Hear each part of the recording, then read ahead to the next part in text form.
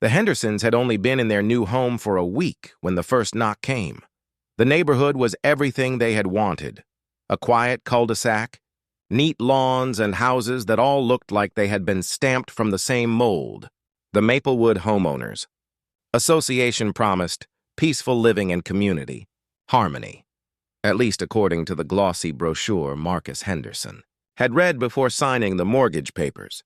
Marcus was a software engineer who loved the idea of order, neatness, and rules. His wife Lila wasn't so sure about HOAs, but she was happy their kids, 6-year-old Jordan and 10-year-old Naomi, finally had a backyard to play in. On their second night, as Marcus unloaded boxes from the garage, he noticed the old man across the street staring at him.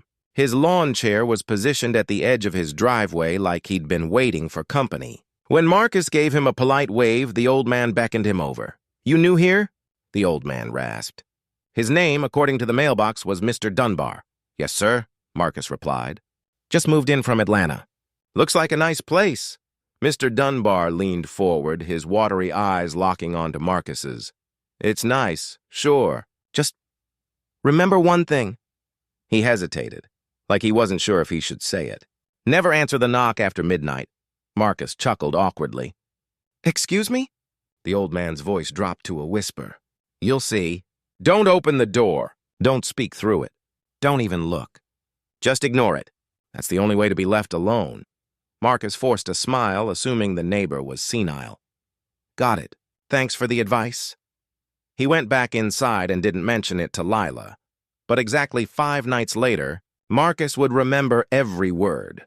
It was just past 12:03 a.m. when the sound echoed through the house.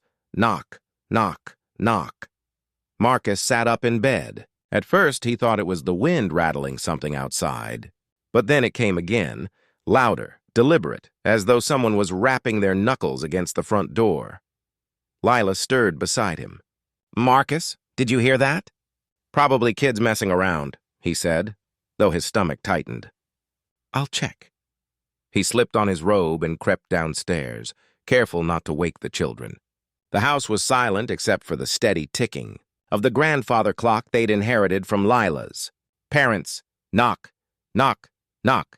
This time it was unmistakable. 3 firm raps on the front door. Marcus's pulse quickened. He flicked on the porch light, but when he peeked through the peephole, there was nothing. Just the empty front step, the manicured lawn beyond, and the faint glow of the street lamp.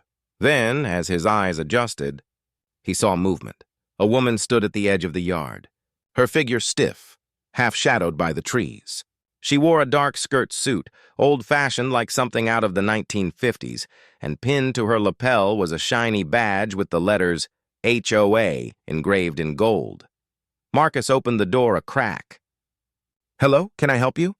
The woman didn't move closer, but her voice carried clearly, flat and cold. "Residents must comply with HOA rules. Lights must be off by midnight." Marcus frowned. "Excuse me? We didn't get any notice about—" When he blinked, she was gone.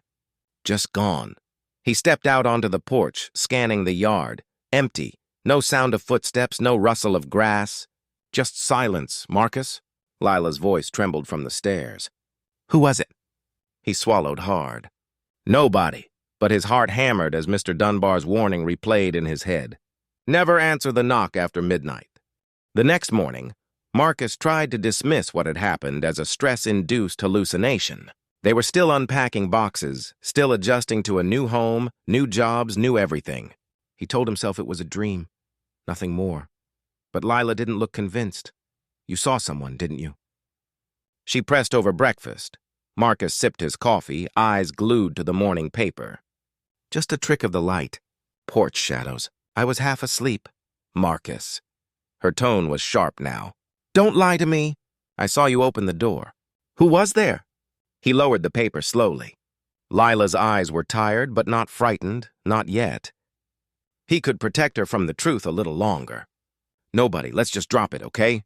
But even as he said it, Naomi and Jordan came bounding into the kitchen, chattering about a weird dream. There was knocking. Jordan exclaimed, his little fists mimicking the sound on the table. "Knock, knock, knock." I woke up and thought someone was in my room. Naomi frowned. It wasn't a dream, Jordan. I heard it too. Like it was coming from the walls. Lila froze mid-bite. Marcus forced a laugh. Old houses make noises, kids. Don't let your imaginations run wild. But his own words rang hollow. Later that afternoon, Marcus saw Mr. Dunbar again, sitting in his lawn chair like always. A can of beer trembling slightly in his spotted hands. You heard it, didn't you? Dunbar rasped, not even bothering with pleasantries. Marcus's throat tightened. What do you mean? The knock. She came. Marcus's skin prickled. Who? The chairwoman. Dunbar's watery eyes flicked toward the Hendersons' house, then back at Marcus. Her name was Margaret Hale, first HOA Chairwoman of Maplewood. Kept this place perfect. Lawns cut sharp enough to slice your ankles. Christmas lights are uniform by regulation. She ruled this neighborhood like a queen. He took a long gulp of beer. Until she died. 10 years ago, car accident, except Dunbar leaned closer, voice dropping to a shaky whisper. Some folks say she never left. Still walking these streets at night? Still checking on her houses? Still knocking? Marcus forced a smile, though his blood had gone cold. With all due respect, Mr. Dunbar, I don't believe in ghost stories. Dunbar's lips curled in a humorless grin. You will. That night, Marcus tried to distract himself with work, sitting at his laptop in the living room while the family slept upstairs. Midnight crept closer. He told himself he wouldn't look at the clock, wouldn't listen for anything strange, but at 12:04 a.m. the sound returned. Knock, knock, knock. Marcus froze. The air seemed to thicken, heavy in his lungs. Slowly, he glanced toward the door. The porch light flickered, a faint voice seeped through the walls, cold and hollow, not coming from outside, but inside the wood itself. Residents. Must comply with HOA rules. Marcus's heart slammed against his ribs. He forced himself to stay still. Mr. Dunbar's warning screamed in his head. Don't answer. Don't speak. Don't even look. The knocking grew louder. More insistent, knock, knock, knock. Naomi's voice carried down the stairs. Daddy? Someone's at the door again? No! Marcus whispered sharply, but it was too late. Naomi had already reached the foyer, her small hand curling around the doorknob.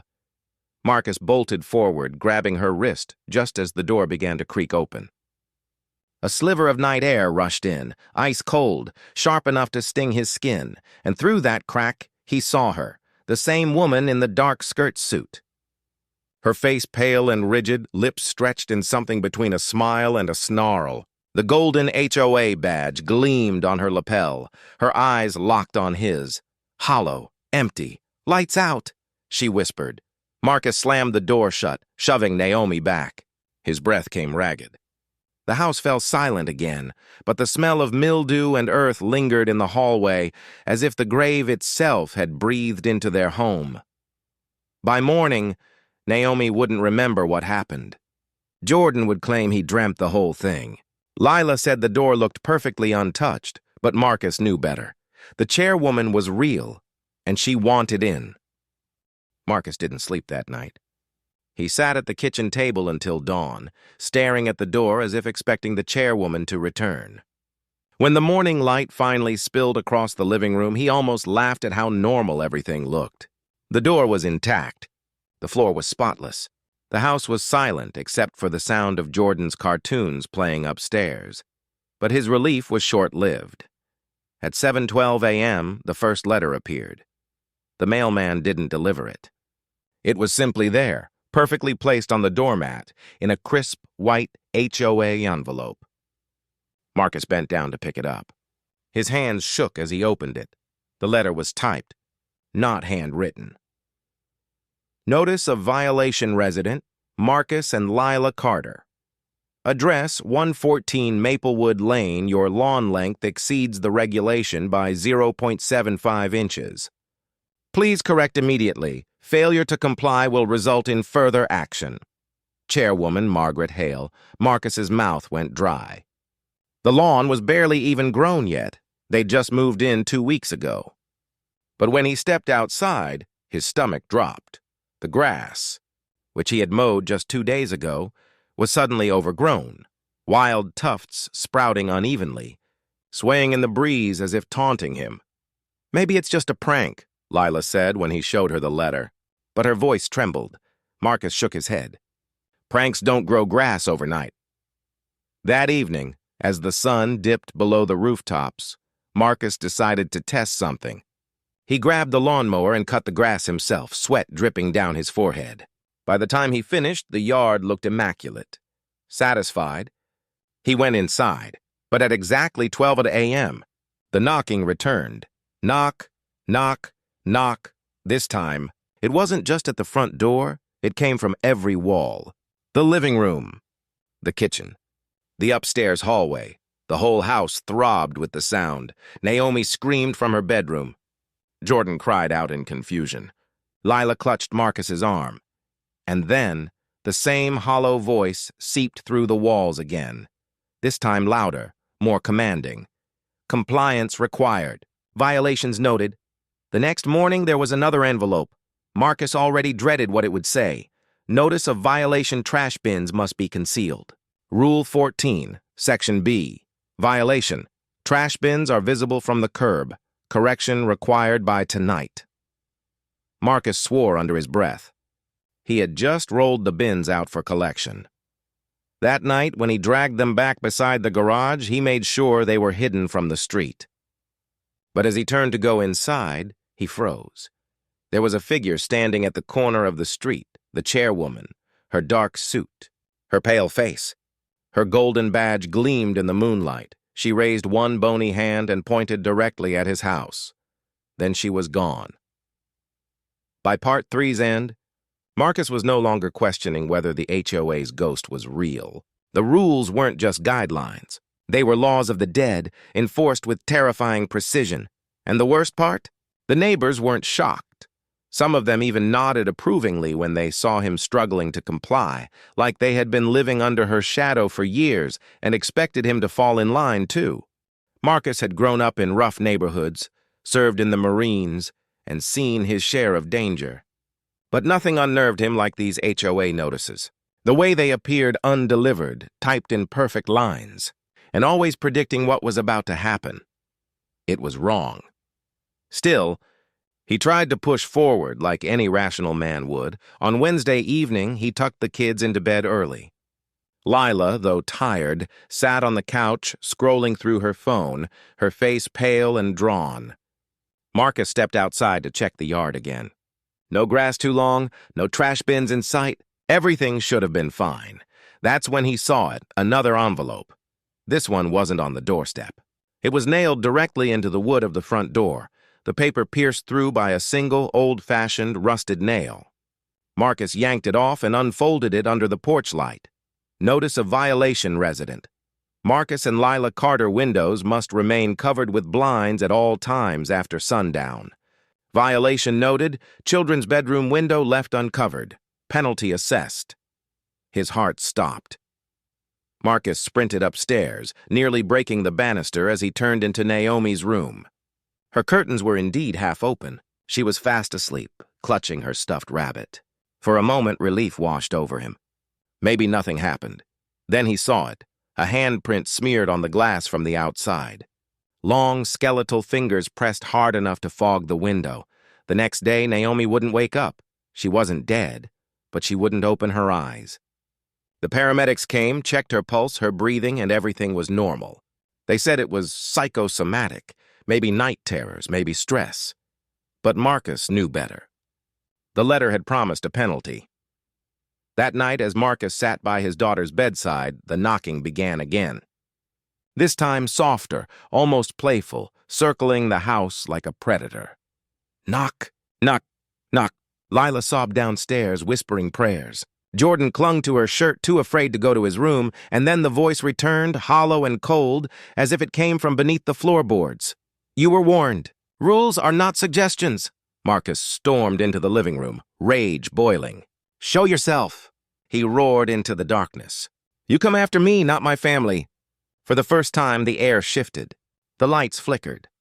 And in the corner of the room, the shadows deepened until they formed her shape, the chairwoman. Her eyes were black voids, her lips sewn shut with invisible thread. yet her voice filled the room, vibrating inside their skulls. Correction required. By the time she vanished, another envelope was sitting neatly on the coffee table. Marcus didn't want to read it, but he forced himself. Final warning. Non-compliance will result in removal. The word removal echoed in his mind long after the letters blurred with his tears. This wasn't just about lawns and trash bins. This was a death sentence. Marcus couldn't sleep. Naomi lay motionless in her bed, her chest rising and falling softly, but no words or cries of daddy came from her lips. He sat in the corner of her room all night with a baseball bat across his knees, waiting, listening. The silence was heavier than any battlefield he had known. By dawn, Marcus knew one thing. They couldn't fight this blind. They needed answers. The library was mostly abandoned, a relic in a town where people preferred smartphones and tablets. Marcus parked his truck and walked in, dragging his tired feet past rows of dusty shelves. The old librarian gave him a nervous glance when he asked for records of the neighborhood's history. "You're from Glenwood?" she asked. Marcus nodded, her lips tightened. "Not many ask about that place." Strange things. Always strange. She led him to a box of old newspapers and HOA newsletters. Marcus flipped through the brittle pages until one headline stopped him cold. Tragedy at Glenwood HOA. Chairwoman found dead in meeting room fire. The article was dated exactly 10 years ago. Her name was Margaret Holloway. Beloved in public, despised in whispers. A stickler for rules, yes, but more than that. She had been accused of running the HOA like a dictatorship. Residents claimed she levied bizarre penalties, forcing families to repaint houses at midnight, demanding children stay indoors for entire summers, and fining people for laughing too loudly in their own yards. The fire had supposedly started in the HOA's meeting hall. Margaret had been the only one inside working late. They found her body charred but still seated at the head of the table, her HOA charter clutched to her chest. But Marcus noticed something. The paper didn't call it an accident. It said, "Suspected arson." Digging deeper, Marcus found a smaller article buried a few days later. Residents silent as HOA dissolves after chairwoman's death. But handwritten in the margin of the clipping, in faded ink, was something that didn't belong to the article. She refused to leave. She made herself part of the rules. That night, Marcus showed Lila what he'd found. "She isn't just haunting us," he said, voice low. "She bound herself to the HOA charter. That's why the letters keep coming. It's her way of enforcing control. And every violation feeds her." Lila shook her head, clutching Naomi's stuffed rabbit. "So what do we do? Burn the papers? Move away." Marcus frowned. "We can't just leave. The notices follow us. She's tied to us now. If she died in that meeting room with the charter in her hands, then destroying that charter may be the only way to end this." As if to confirm his theory, another envelope appeared on their dining table without a sound. No knock this time, no warning. Just the pale paper sitting in the middle of the room. Marcus opened it with trembling fingers. Notice of violation resident. Marcus and Lila Carter attempted interference with official HOA documentation is prohibited. Penalty, escalation. And then the walls began to bleed. Dark streaks ran down the paint, forming words in dripping crimson. "You cannot rewrite the rules." Jordan screamed and bolted into his father's arms. Lila collapsed to the floor, clutching her ears as if the words themselves were too loud. Marcus, trembling, whispered, "Then we don't rewrite them. We destroy them." But deep down, he wondered, was the chairwoman already too strong to be destroyed? The night after Marcus uncovered Margaret Holloway's story, the house changed. The walls seemed tighter, the air heavier, as if the home itself was drawing breath with them. Every shadow stretched too far, every creak carried weight. Even the clock on the wall ticked unevenly, beating in time with their racing hearts. Lila huddled with Jordan on the couch, whispering reassurances she didn't believe. Naomi lay upstairs unmoving, her body fragile and still. Marcus paced the living room with his bat in one hand, a flashlight in the other. He had been through ambushes overseas, firefights in alleys where the enemy seemed invisible. But nothing prepared him for this. The first knock came at exactly midnight. Knock, knock, knock. Marcus froze. The sound echoed from the front door, then the back, then the upstairs windows, 3 knocks each, circling the house like a predator. Then, silence. He swallowed. "Stay here," Lila clutched his arm. "Don't open it." "Please, Marcus, don't." But he had to know. He crept toward the door and yanked it open. Nothing, just an empty porch bathed in pale moonlight. But when he turned back, his blood ran cold. Every door and window in the house now bore a nailed letter. Hundreds of envelopes pinned into the wood like a swarm of pale moths. Marcus ripped one down and read it. Notice of violation resident. Marcus and Lila Carter. Unauthorized research into HOA history is forbidden. Unauthorized attempts to locate the charter are forbidden. Penalty, house to be repossessed. As he read, the house shuddered.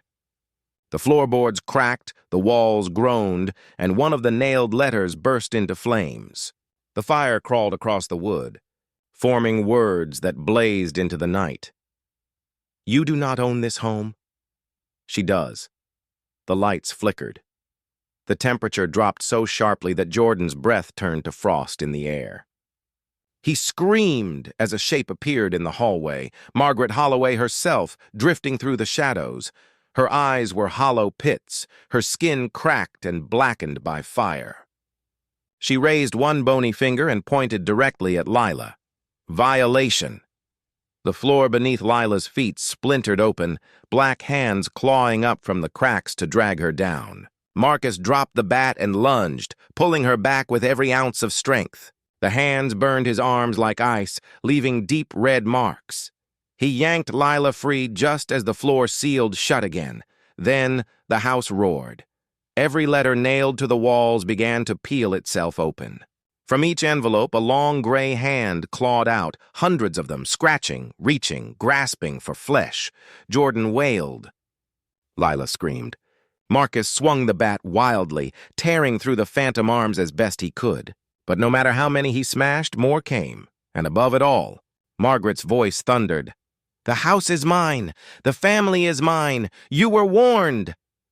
Marcus grabbed Jordan, shoved him into Lila's arms, and shouted, "Go! Get Naomi! We're leaving now!" "But where?" "To the source," Marcus growled. "The meeting hall. If we die fighting her where she started this." As they bolted for the door, Margaret appeared once more, blocking their path. Her charred face cracked into a grotesque smile. "You think you can erase me?" Marcus clenched his fists, blood dripping from his torn arms. His voice shook but held fire. "No! I'm going to burn you out of this world," and with that he kicked the front door open. The night air hit them like a breath of freedom, but Margaret's laughter followed, echoing like fire in their ears. The Carters piled into the truck, Naomi limp across Lila's lap.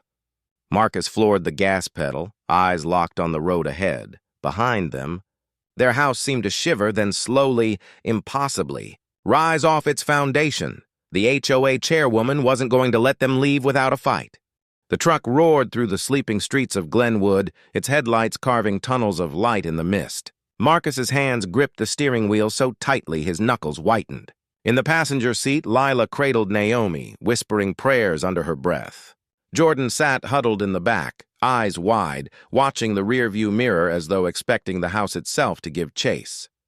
The town was unnaturally quiet. No dogs barked, no streetlights flickered. It felt as though the world had pressed pause, leaving only their engine and pounding hearts to disturb the silence. Marcus knew the meeting hall. It sat at the end of a cul-de-sac, abandoned since the fire a decade earlier. The town had never demolished it. Some claimed they couldn't.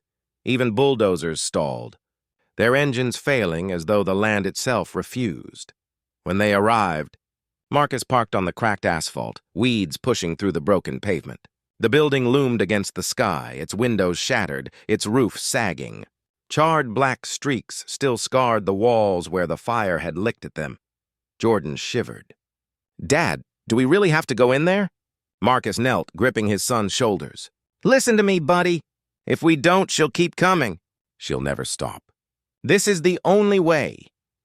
Jordan swallowed hard and nodded. The doors creaked open with a groan that echoed through the empty neighborhood. The air inside was damp and cold, heavy with mold and soot. But beneath it all was another smell, sharp, acrid, like burnt flesh that had never faded. Marcus led them through the ruined lobby, flashlight beams sweeping across broken chairs and scorched portraits of smiling board members. The deeper they went, the colder it became. At the far end of the hall, the meeting room door stood intact. Unlike the rest of the building, it looked untouched, its wood polished, the brass handle gleaming as though new. "Here," Marcus whispered. Inside, the long oak table still stood, its surface blackened with soot. And at the head of the table was a chair, Margaret Holloway's chair. It was unburned, pristine, draped in a white cloth as though awaiting her return. On the table in front of it lay a thick black binder, the HOA charter. The air thrummed. Lila clutched Jordan close, her breath shaking. Marcus approached, every step heavy, the binder glowing faintly in the dark.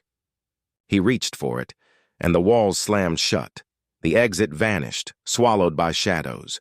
The room shook as the temperature plummeted, their breath fogging. And then she was there, Margaret Holloway. She rose from the chair like she'd never left it, her charred skin cracking as she stood. Her sewn mouth split open, the invisible stitches snapping one by one until her jaw hung loose. "You cannot take what is mine," she hissed. The charter snapped open on its own, the pages flipping wildly.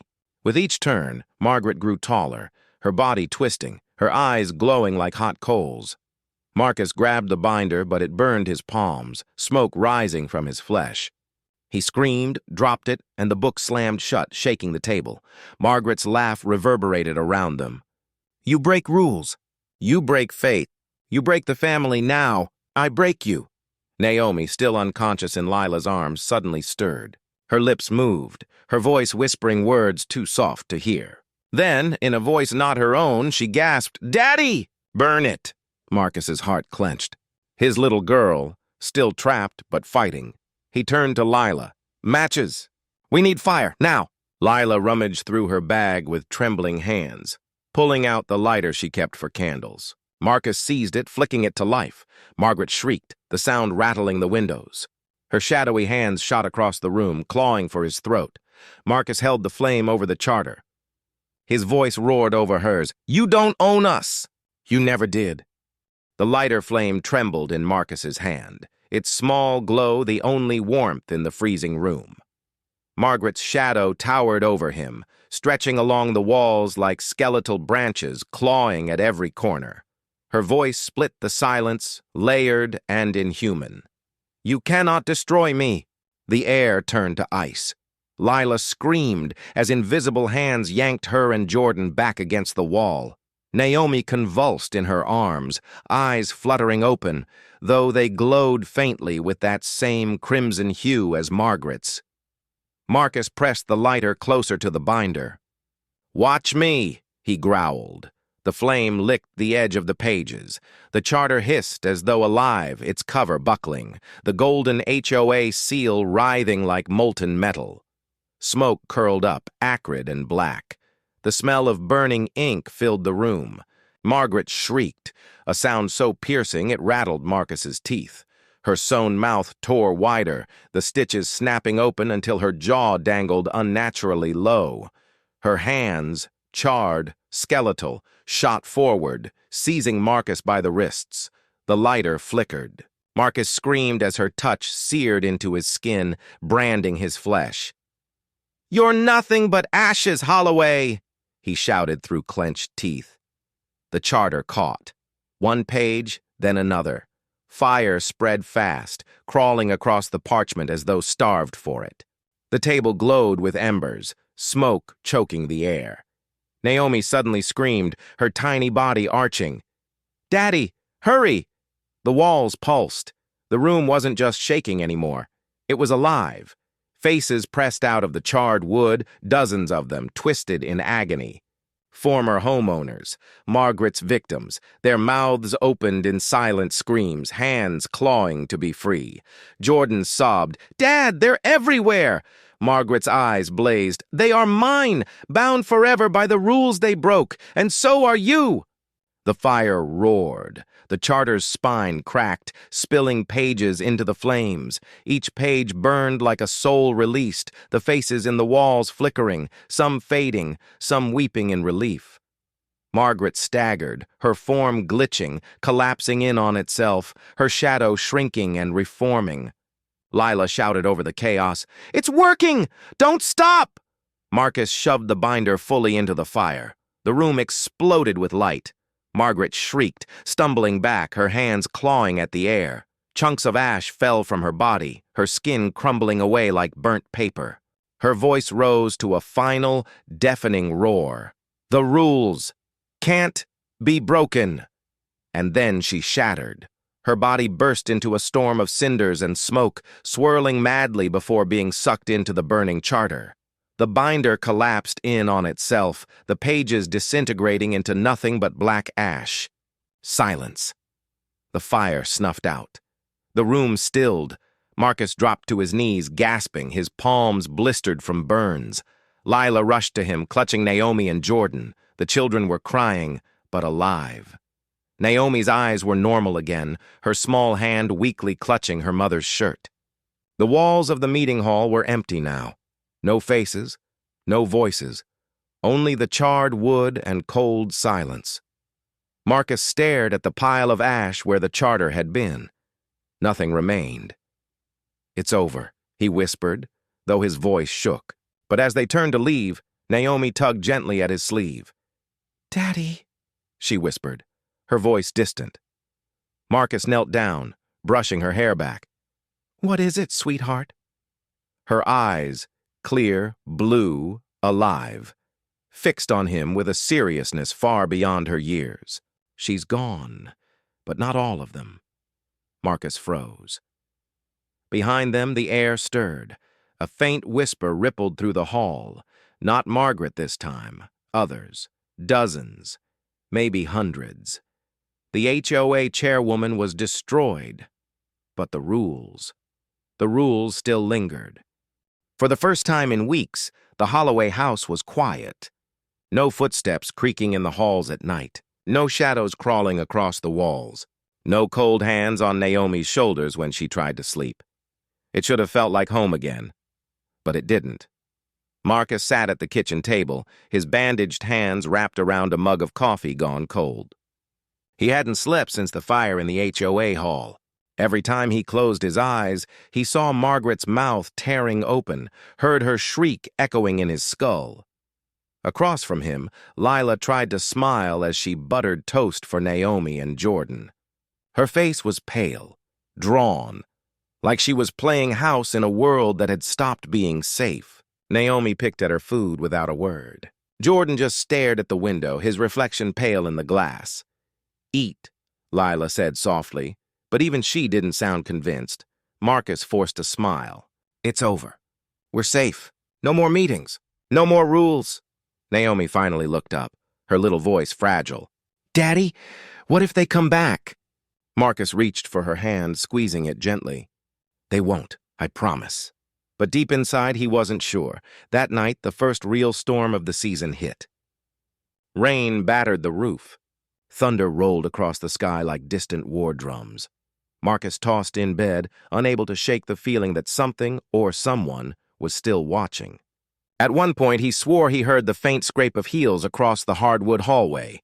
He leapt out of bed, checked every room, every corner. Nothing. At 3:07 a.m., Naomi screamed. Marcus sprinted to her room, his heart hammering. She sat bolt upright, tears streaming down her face. "They're mad," she whispered. "I heard them." "They don't want to let go." Marcus's blood froze. "Who, baby?" he asked, crouching beside her bed. Naomi's lips trembled. She pointed at the dark corner of her room. "The other ones." The next morning, when Marcus went to take out the trash, something stopped him cold. The HOA mailbox at the end of the street, charred, broken, useless, was whole again, gleaming like it had never burned, and inside, folded neatly, was a single envelope. Marcus pulled it out with shaking hands. The paper was crisp, untouched by rain. On the front, in bold block letters, "Notice of Violation." His stomach dropped. He tore it open. Inside was a single line, written in Margaret's spidery handwriting. "Rule number 1, the HOA never dies." Marcus stumbled back, the paper clutched in his burned hands. He looked up and down the street. Every house was quiet, blinds drawn, shadows heavy in the windows. The storm clouds swirled overhead, thunder growling low, and just at the edge of his hearing, beneath the rain and the wind, whisper. The same whisper he'd heard in the hall. The other voices, the ones that weren't Margaret. They hadn't been freed. They had only been waiting. Marcus crushed the notice in his fist. His promise to Lila, to Naomi, to Jordan. It was already unraveling. The HOA wasn't gone. It was just beginning. The Holloways didn't sleep the night after the letter appeared. Marcus sat at the kitchen table, the crumpled violation notice beside his mug. Lila paced the living room. Naomi clutched her brother's arm, refusing to leave his side. They had all felt it, the presence in the house, watching, waiting. By dawn, Marcus knew there was no escaping it. The HOA wanted a meeting, and if they didn't attend, it would come to them. That evening, the storm quieted, leaving the air heavy and electric. The family walked to the charred HOA hall at the end of the cul-de-sac. Only it wasn't charred anymore. The building stood restored, gleaming under the dim streetlights. Windows glowed with pale yellow light. The iron door creaked open by itself. "Don't go in," Lila whispered. Marcus tightened his grip on her hand. "If we don't, it won't stop." Together they stepped inside. The hall was filled. Every chair was occupied, not by neighbors, but by pale, translucent figures. Men in pressed shirts, women in floral dresses, all frozen in the same eerie smiles. The air smelled of mildew and ashes. At the front table sat Margaret. Not burned, not broken. Her face was whole, but her eyes were empty. Beside her sat other board members, their forms flickering, mouths moving in silent unison. "Welcome back, Mr. Holloway," Margaret said, her voice echoing too many times. "The rules remain. They must always remain." Marcus clenched his jaw. "No, they're done." "You're done. We're not living by your rules anymore." Margaret's smile widened, skin stretching. "Then you'll die by them." The spirits rose from their seats, chairs scraping without sound. Their whispers filled the air, rattling through Marcus's skull. Rule number 1, the HOA never dies. Rule number 2, all violations must be corrected. Rule number 3, all families must comply. The voices layered, building into a roar. Naomi screamed, covering her ears. Jordan held her tight. Lila backed against the wall, trembling. Marcus stepped forward, fists trembling, the old soldier in him rising. "You want a meeting? Then here's my motion." He grabbed the nearest chair and hurled it into the table. The wood splintered, the candles went out. Shadows screamed, the spirits convulsed, their forms blurring. Margaret's face twisted, splitting wide, jaws opening like a pit. "Out of order!" She shrieked, her voice 1,000 voices. Marcus lunged for his family. "Run!" They sprinted down the hall, the air alive with whispers and wails. Hands reached from the walls, clutching, clawing. Marcus shoved Naomi ahead, kicking open the door, only to find themselves back inside. The hall was endless, looping. Margaret's laughter filled every corner. "You can't leave?" "Mr. Holloway, the rules are forever." Marcus's chest heaved. He remembered the fire, the moment Margaret had almost broken. Fire had weakened them before. Fire could again. He tore a gas lantern from the wall and smashed it to the floor. Flames leapt high, devouring the dry wood. The spirits wailed, recoiling, faces dissolving into smoke. "Go!" Marcus roared. This time, when they reached the door, it burst open. The family spilled into the street, coughing, choking on ash. Behind them, the hall burned again, screams echoing into the stormy night. The building collapsed in fire and shadow. The Holloways clung together, gasping, trembling, alive. Morning came. The cul-de-sac was quiet. No whispers, no shadows. The HOA hall was nothing but blackened rubble again. Marcus wrapped his arms around his family.